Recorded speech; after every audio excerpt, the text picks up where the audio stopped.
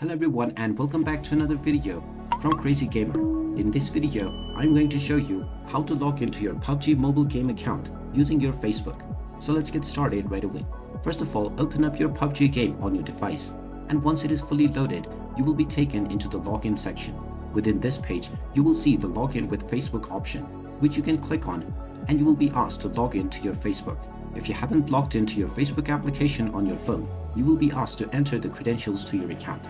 However, if you are logged in already, you can simply click on the Continue As button and you will be logged in to your previously created Facebook account on the PUBG mobile game right away. And once you are logged in, all of your previously acquired progress will also appear back into your account. And now you can immediately start enjoying your game on PUBG. And there you have it. That is how easy it is to log into your PUBG mobile game account using your Facebook. If you find this video helpful, make sure you hit that like button and subscribe to our channel if you haven't done so already. Also ring that notification bell to never miss another update from us. Thank you for watching, and I will see you again in the next video.